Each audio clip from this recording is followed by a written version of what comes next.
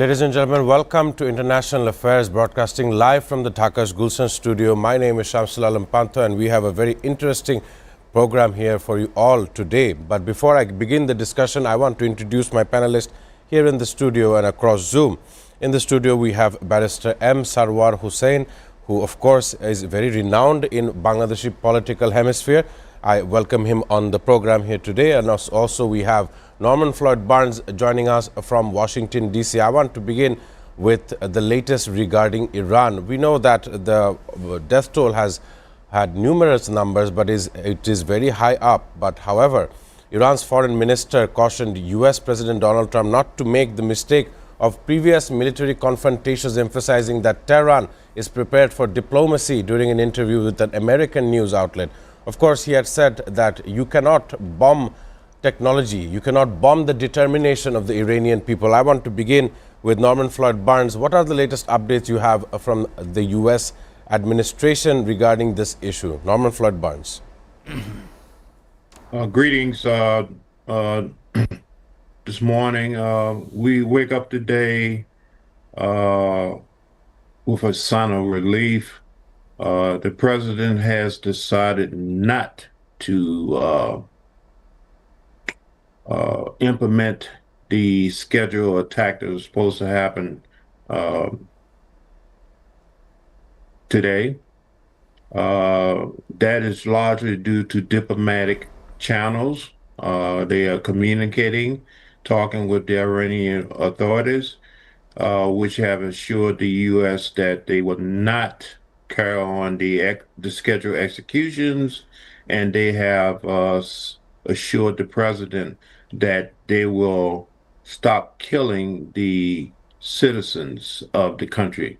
The United States position is that we basically is going to put our military action on pause. Yesterday, everything was scheduled for a attack. Planes was moved, air tankers was in the air. Everything was staged for a pending surgical attack. These assets are still in place, staged, pending additional conversations with the government of Iran. So right now the stakes are still high. The airspace was closed off by Iran. I believe they just opened it back up. The prime minister's plane from Israel was in flight. Normal procedure. They was left Israel, went towards Greece, and other factors around the world was in place for basically war. So again, I attribute this to the continued diplomatic conversations, the discussions, communications basically saved the world another day. I must thank Norman Floyd Barnes. Of course, the U.S. President Donald Trump has toned down on his rhetoric to blow up, if not to attack Iran because of them cracking down on protesters. I want to focus back into the studio. The two sides are having renewed tensions, and of course it is quite an important issue because we are in the very first month of the year and only 15 days have gone by. We have seen the U.S. foreign stance regarding Venezuela, we've seen it regarding Greenland, and now with Iran. Of course, a regime change kind of situation was being created for Iran. I want to understand more from Barrister Sarwar Hussain. What is your analysis regarding these issues? Thank you very much. Thank you, Mr. Barnes. Look, Thank you.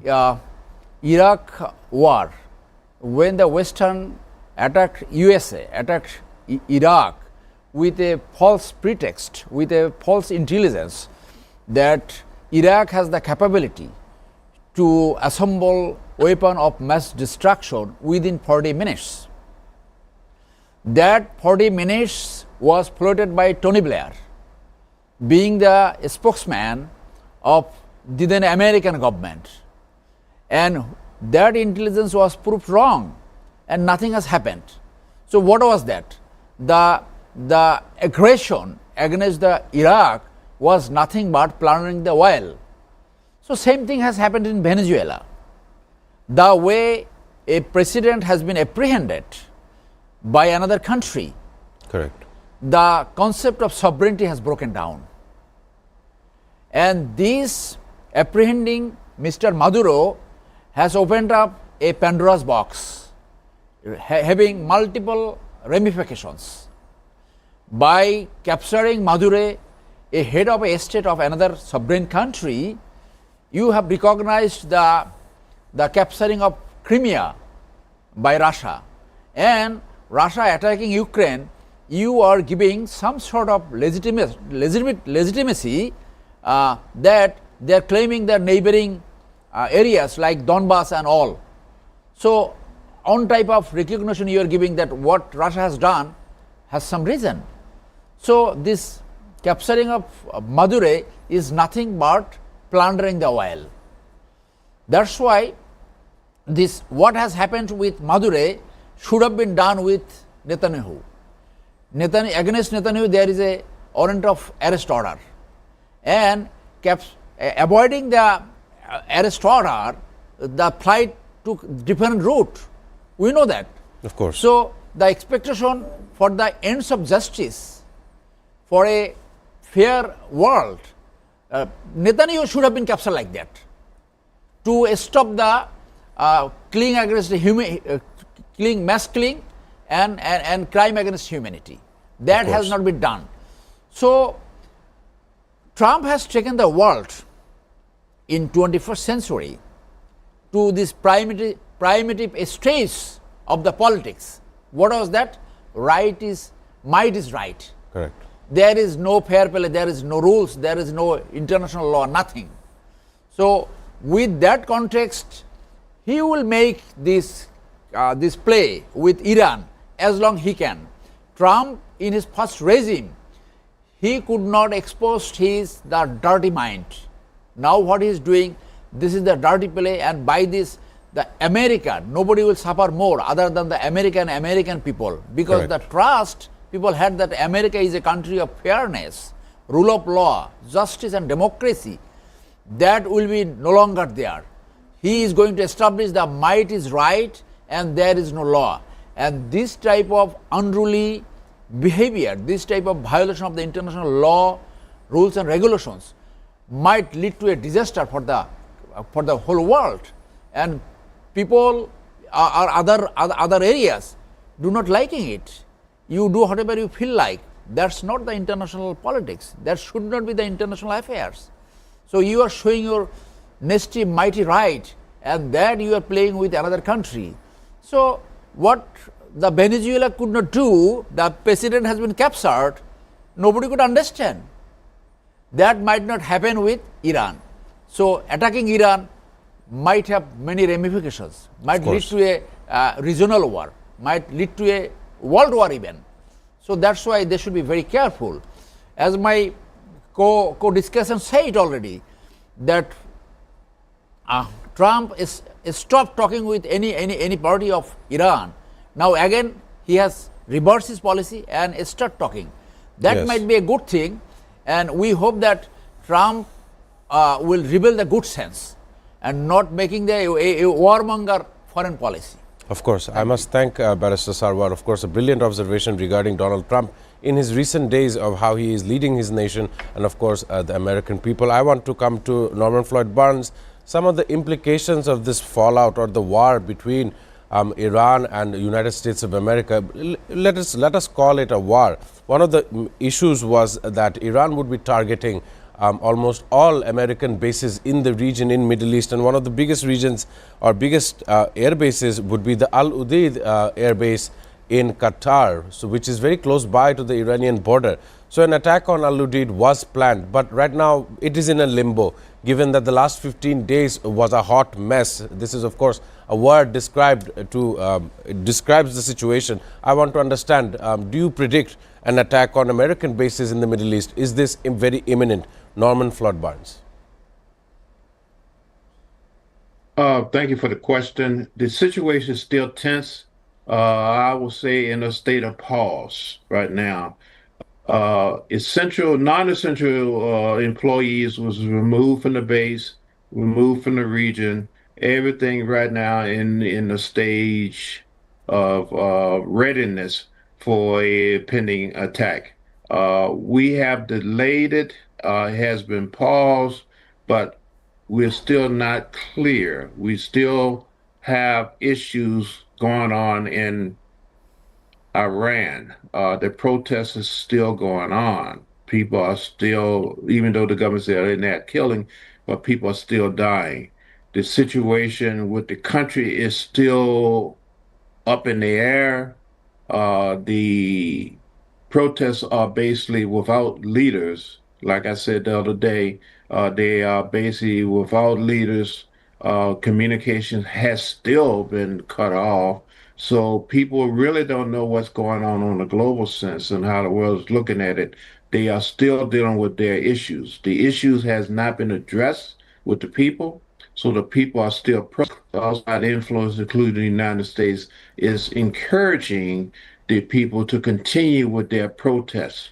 The goal, as I see it, is basically is to bring the current regime to a point where they will say, "We had enough. We're going to step down, and we can negotiate terms of basically closure." So the movement is still going on, but I believe that there's an outside opportunity. There's a chance that the U.S. and other regional players will still have to stay in a high state of readiness because the attack could come and still may come regardless of the outcome. So nothing really has changed. We're just basically taking a breath, a pause. The alert is still on, high alert. Of course, I want to change the topic of discussion, but it will focus once again on U.S. Administration. Of course, the U.S. State Department announced a suspension of immigrant visa processing for citizens of 75 countries, which will be going into effect on January 21. Of course, this policy pauses decisions on new immigrant visas indefinitely. It won't affect student visas or tourist visas or business visas. However, it will affect those who are planning on migrating to the United States. I want to ask Norman Floyd Barnes, before I can come back in the studio, that suddenly this decision for 75 states is quite important, given it is only the starting of the year. What is your take on this matter? What is your comment that the U.S. State Department is suddenly blocking almost 75 countries' citizens who may want to immigrate to the United States? I want to understand from Norman before I can come in the studio. Yes, the Trump administration and the State Department has decided to change policy. The policy is basically 75 countries who are currently being evaluated for visas has been paused.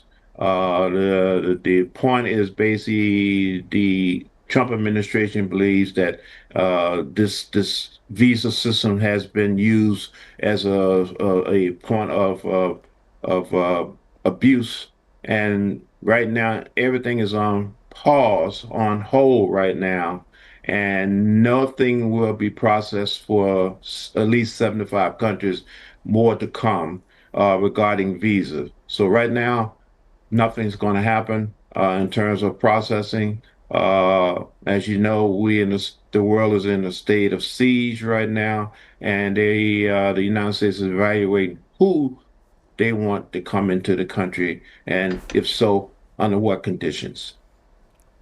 Let's have a look towards the studio. I want to ask Barrister Sarwar Hussain almost the same type of question. Unfortunately, Bangladesh is included in the 75 countries which have been barred from trying to attain migration status in the United States. As a senior politician, this of course draws a crossroads between the Bangladeshi administration currently, any future coming administrations in the coming days, as well as the relationship between the United States. What is your take? The United States is going through a very difficult time. We've seen the ICE shooting of Renee Good, and ever since then protests have been rocking U.S. states as well. So I want to understand your view between Bangladesh and United States of America.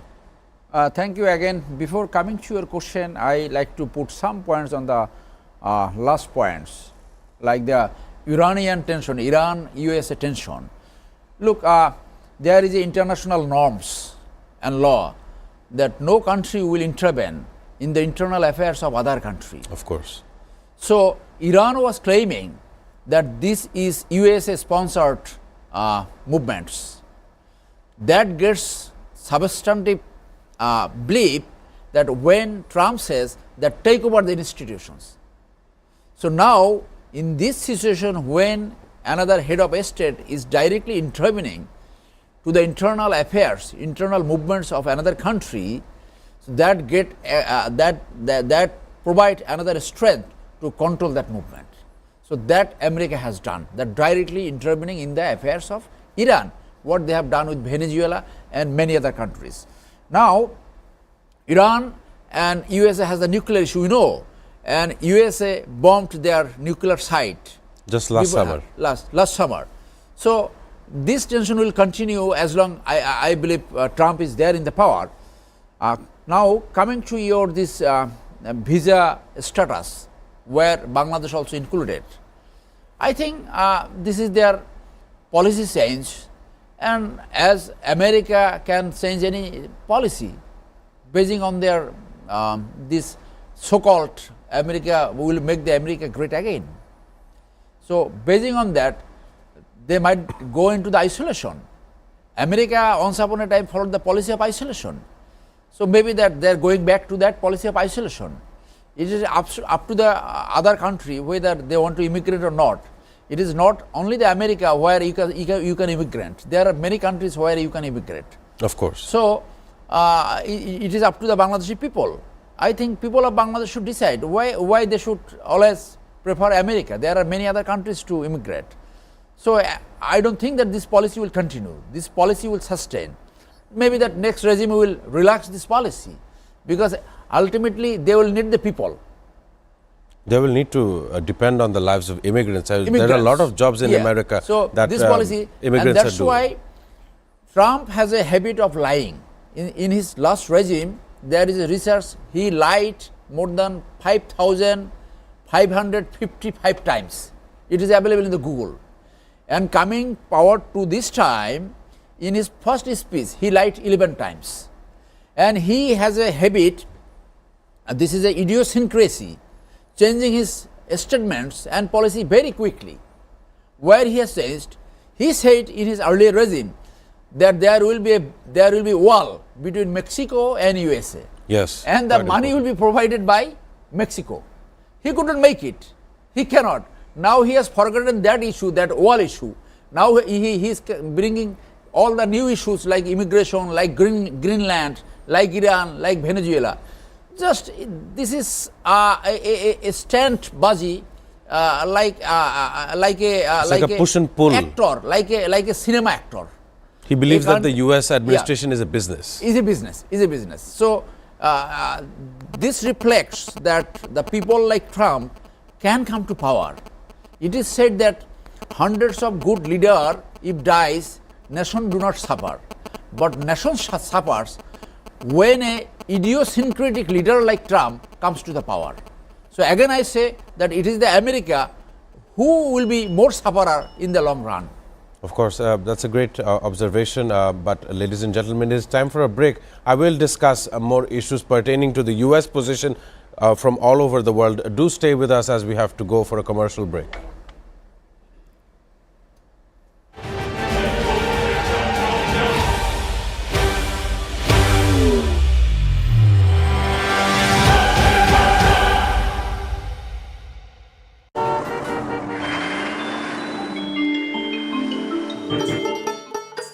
সারা দেশে লাখো মানুষের কঠোর কর্মতৎপরতা ও নিষ্ঠায় SA পরিবহন parcel and courier service এখন 16 কোটি মানুষের হাতের নাগালে।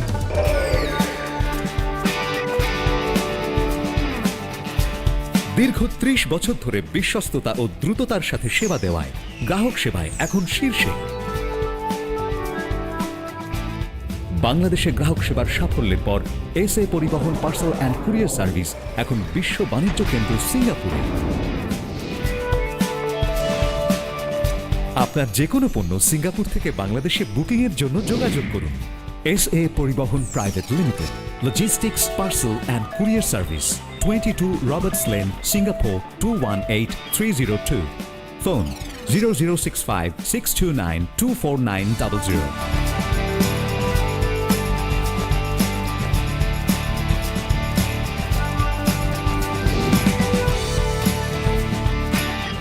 বাংলাদেশ থেকে সিঙ্গাপুরে পণ্য বুকিং এর জন্য যোগাযোগ করুন ঢাকা সহ দেশের যে কোনো ৮০টি শাখা কেন্দ্রে। এসএ পরিবহন পার্সেল অ্যান্ড কুরিয়ার সার্ভিস, আপনার সেবা সব সময়। Welcome, Grand Palace Hotel, Dhaka.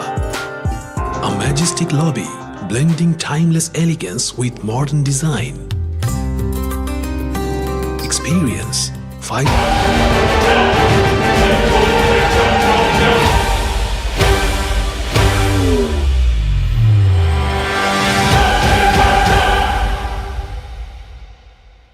Ladies and gentlemen, welcome back to International Affairs. In the studio, we have Barrister M. Sarwar Hussain as well as Norman Floyd Barnes from Washington, D.C. I want to begin with Norman on a different focus towards Greenland.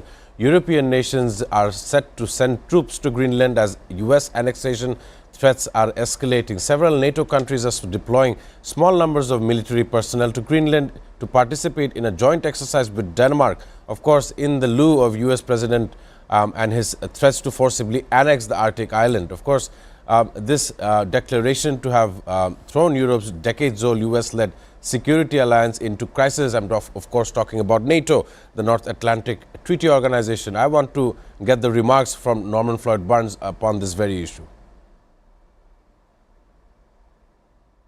Yes, thank you again. The deployment of NATO military resources to Iceland is taking place as we speak. There are several representatives, military representatives currently in Greenland, and additional resources are pending. This is all in an attempt to sway and influence and impact Donald Trump's decisions about the annexation of Greenland. However, it is very clearly stated that the Trump administration, and particularly the president, believes that Denmark and NATO has inadequate resources and abilities to secure Greenland in a manner in which he sees fit. So the official version is that the United States is moving towards the acquisition of Greenland, and anything except for a total acquisition by the United States will be considered unacceptable. So in the big picture, Greenland is an area which the United States feels is a strategic location for the control of the Western Hemisphere, and the United States do not believe that any NATO or any other countries can provide sufficient security for this vast amount of land. This land is basically, in terms of looking at context, is 3 times the size of the state of California, which is our largest state. So they feel, the government here feels that NATO is too far away and their interest is not the same as the United States. So right now they're trying to do a diplomatic compromise. They're looking to do a cash proposal, but militarily they have resources that they can deploy. And actually there's almost 700 troops already there, stationed there at the bases there. But the goal is still the same, the acquisition and annexation of Greenland into the United States. Of course, it's a very important time. I want to read out a CNN article which actually talks about US President Donald Trump. It says, President juggling multiple crises. The rest of the world is getting a taste of life in America over the next 5 years. Across 2 Trump terms, they are faced with a president who governs by whim and whose strategy is to have no apparent strategy, but to keep everyone guessing. These are the words that popular online edition of CNN is saying. I want to focus with Barrister Sarwar Hussain. Very true. Coming to Greenland, it is a very trying moment. The leaders of Denmark and Greenland has visited the U.S. administration at Capitol Hill according to online interfaces, and they have said that this is very a trying time. And according to what I was discussing with Norman, that NATO countries are actively taking part in a military drill or a joint military drill inside Greenland, given the threat that was made by U.S. President Donald Trump. This is a very trying time, and Donald Trump has a feeling that the Russians, if not the Chinese, may be involved in taking over, if not annexation, if not going into business and trade with Greenland. Of course, Donald Trump's motive is to make sure they do not come to the Western Hemisphere. Even if you look at the map behind us, you see the Western Hemisphere, and Greenland is right up on top next to Canada and to the Arctic. So it's very important as we understand this issue. But I want to understand how you felt about it. You are a senior politician for Bangladesh as well as a member of the courts. I want to understand the legal issues binding Donald Trump in the last 15 days, not only with Greenland but with other things that he has done. Like the commentator has commented, that he has opened multiple fronts at the same time. So if Trump like to annex Greenland, that will be a again further colonialism, new colonialism. The period of colonialism is ended, but he is going to open a new colonialism. This hawkish leader can bring any rational, any logic in his favor. But again, the Western European countries stood beside Denmark, and Denmark definitely will be supported by other like country like China and implicitly by Russia. So this aggression, potential aggression, will have a very potential reason to break away this NATO alliance, and exactly that will be looking by, that will be liking by China and Russia. Right. So whether the American will really take this risk, whether whatever level of strategic is the Greenland, doesn't matter. Why in more than 250 years other presidents could not understand this strategic important? Only Trump understand. Right. Because that reflect his level of thinking, that taking the whole world in a risk. And this NATO, breaking away NATO, war weakening NATO, definitely will make weaken America. There is no doubt. So I think this might be his plan to take some issues, to take the discussion always to the outside. Venezuela, Iran, Greenland. Correct. So all issues are outside. So Americans always discuss with that.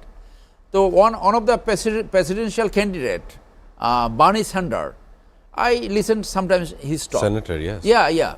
So he told the correct thing, that he is making all stupid policies to make America a bit something like that, that America is following the same policy, this might is right, and there is no democracy, there is no democratic decision, and he can do anything he feel like. So that will definitely weaken the democratic institution in America. So people are there to raise their voices. I have doubt whether finally America will do annex Greenland or not.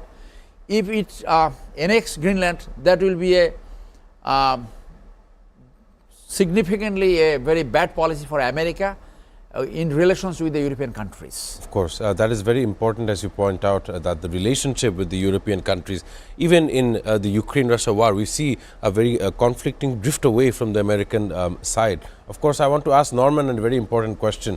I want to quote Donald Trump for you. He said in a quote, "We need Greenland for national security. We are going to see what happens." Then he also said, if we don't go in, Russia will go in and China will go in, and there is nothing that Denmark can do about it, but we can do everything. So this comment that he's continuously bringing in Russia and China on regarding issues of Iran, issues of Greenland and continuously battering them with these rhetorics. Of course, Donald Trump and his administration has moved away from almost 66 institutions from the United Nations. I want your vibes regarding this fact, because he is a firm believer that Denmark cannot protect Greenland. Norman Floyd Barnes.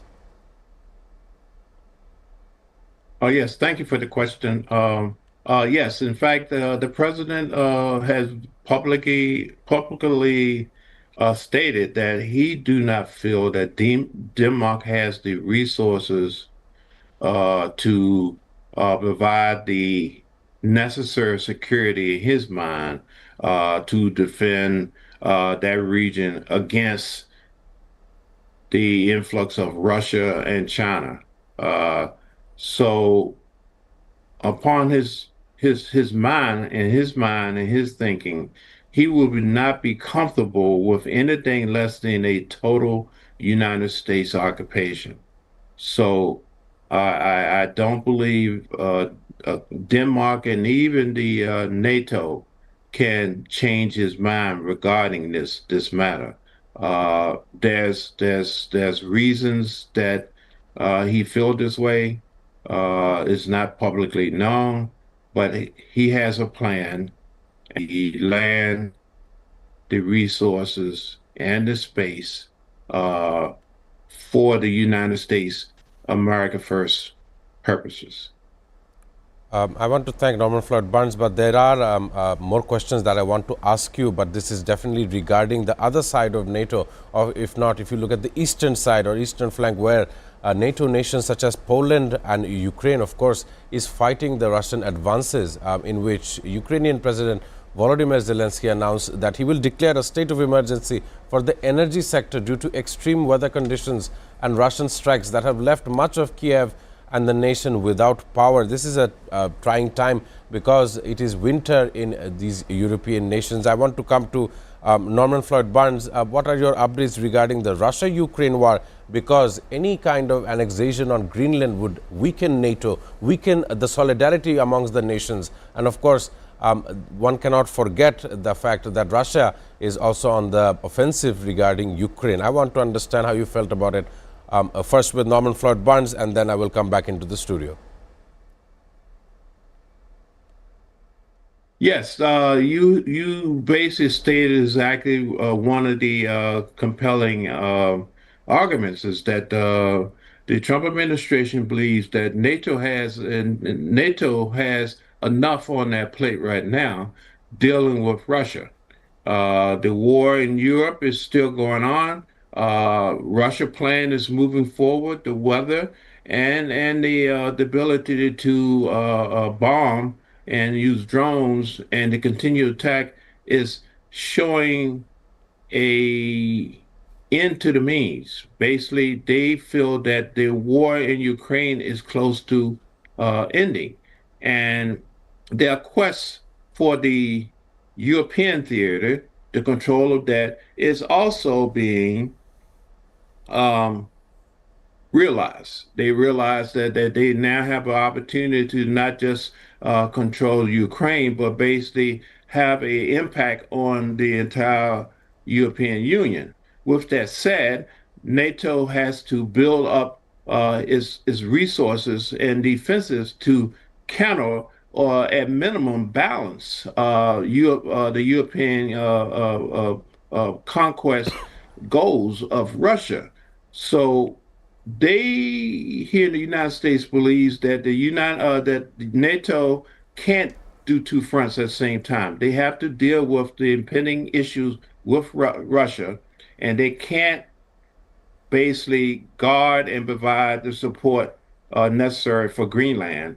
And the United States, with its new policy of the Western Hemisphere, they believe that they're in a position basically to best provide the adequate security for the United States here, and allow the NATO groups to basically deal with Russia in Europe.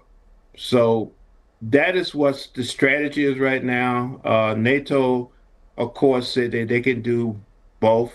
They are committed to doing this, but the resources and things are moving forward, particularly with Ukraine and the Baltic area has brought questions to the United States of NATO ability and the impact of it without as much U.S. leadership. The leadership of the United States is going to revert back to the western part, which leaves and expose any type of risk for NATO. So NATO has to build itself back up, particularly dealing with European issues and not Western Hemisphere issues. Of course, I must thank Norman Floyd Barnes for his contributions today. I know that there's a time restriction, so I must thank you once again, Norman Floyd Barnes from Washington, D.C. I want to focus back into the studio with Barrister M. Sarwar Hussain. I know that you were hearing Norman Floyd Barnes on his remarks regarding the tensions or the escalatory situation amongst Europe, not only with Greenland as well as Russia on the other side, given the fact that at this moment everyone understands Donald Trump. His way of leadership is not similar to other leaders of very powerful princely states, if you would call it. If you have Keir Starmer, we have Emmanuel Macron. These people are, of course, far different backgrounds of Donald Trump. But coming back to the question, if something were to happen with Greenland, on the other side, Russia and Ukraine war is still continuing their fight. So this will put a burden on various markets, including oil, including rare earth minerals, this very mineral that the U.S. seems as a matter of national interest for Greenland. So I want to understand how you are seeing it, given the fact that Russia-Ukraine war has been going on for 3.5 years, entering in this 4th year very soon, as well as the fact that even in other regions of the world, we have China's claim towards Taiwan. These venues will be far more open if someone like US President Donald Trump is to annex Greenland. I want your observation almost regarding Europe. I think it is not only business, it's also a matter of sovereignty. Like in nonsense, the Venezuela has been already taken over by USA. As Trump said, that Venezuela will be run by America. And 400 billion deal has been done for the oil. The oil industry has been taken by America. So this is the main issue. To take that issue behind the screen, now he has brought the Greenland issue and Iran issue in front, only to plunder the oil. He is a businessman, he understands the business. This is on side.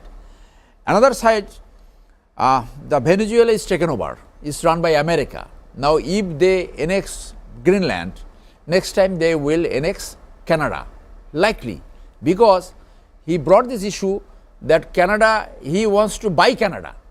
And yes, that's what he said initially when he came over. And Canadian Prime Minister said, Canada is not for sale. It's not for sale. Right. So, from on side, the Russia is annexing the land of Ukraine, annex Crimea, and the Americans, the hawkish leader, has taken over the administration of Venezuela, like to annex Greenland and may annex the neighboring country. So again this, the colonial age has come back. So that will be a great concern, the concept of United Nations after World War II, that the sovereignty will be upheld, it will be respected, whatever small or big nations are there.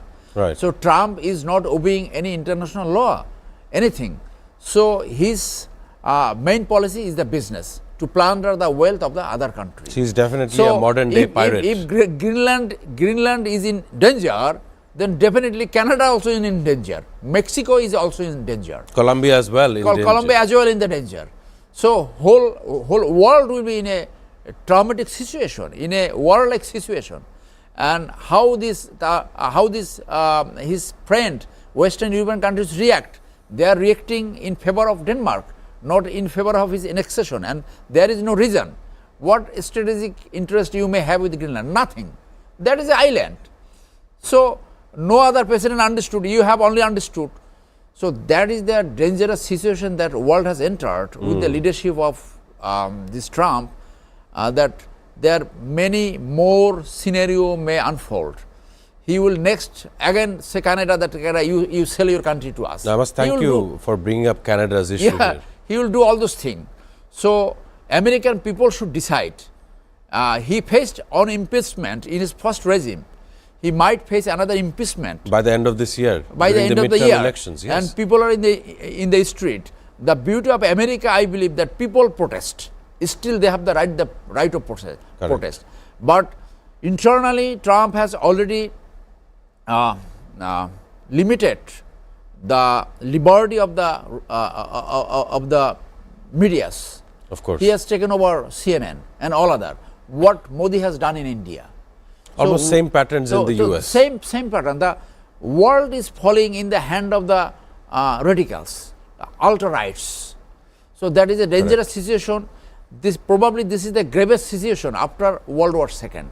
So I think that democratic people, democratic countries should react and stand against this hawkish policy of Trump. I must thank Barrister M. Sarwar Hussain for bringing up a very important issue. Of course, also regarding Canada, I can give you a story before we end to the break. Canadia's Prime Minister Mark Carney has arrived in China for a visit that comes at a pivotal moment in the relationship between the two countries. Of course, he is set to meet President Xi Jinping and Chinese Premier Li Qiang. Ladies and gentlemen, do stay with us as we are going to head for a short commercial break. Star comfort in suites and rooms. Sophisticated fine dining restaurant. Crystal clear swimming pool for ultimate relaxation. Modern gym and serene spa for well-being.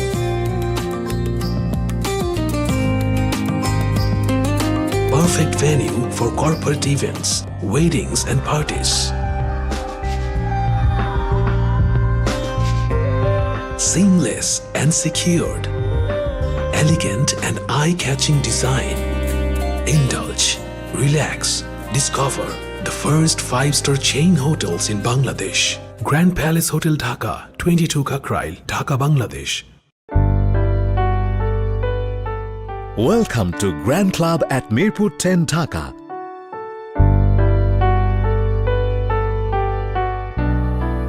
Elegant spa and wellness facility for ladies and gents.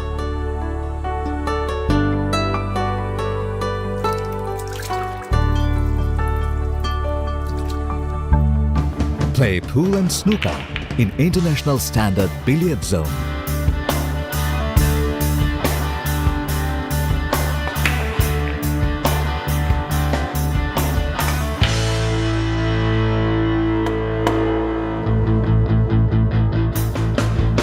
World-class gym facility with exclusive equipment for man and woman. A restaurant of delicious local and international cuisine.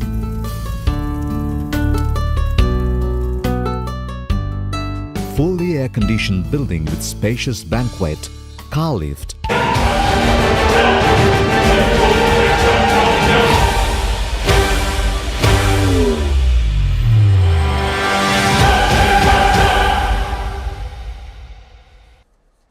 Ladies and gentlemen, welcome back to International Affairs. I believe this is the last segment, and I am joined by Barrister M. Sarwar Hussain in the studio. We had Norman Floyd Barnes previously, but I want to focus more on our region. We know that we're stepping into very tepid waters. I say this because we are going for the 13th National Parliament elections just in about matter of 30 days or less than 30 days.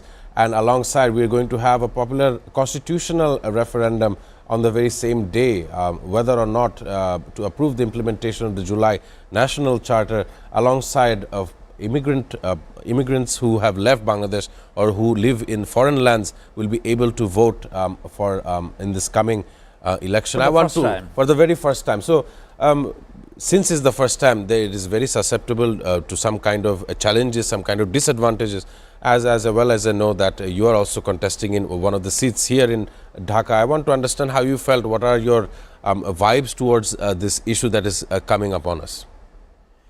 Yeah, there is the election and the expectation of 5th August after the revolution that the country should have free, fair and democratic environment. A country free of corruption, free of extortions, and their more expectation was that there will be a political environment, the political system free of extortion, and country must be democratic, rule of law, justice etc. So the expectation that the election should be free, fair, and a very participatory election.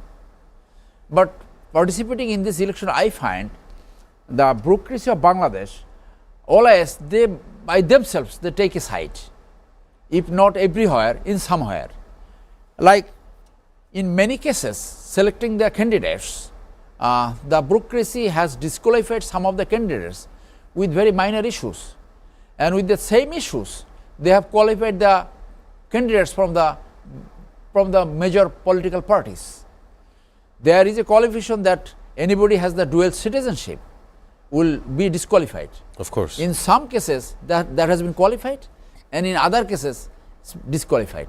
So there is a double standard. And they're not listening to the very rules they have set. They have set. So this reflects that that the bureaucrat to whom a great responsibility is there to conduct the election might be in question. There are other issues, like we saw in social media, one issue that one of the candidates has been assaulted and nothing has been done, and every day some killing is going on. So the other aspect is that for a free, fair and participatory election, the law and order situation is the main question.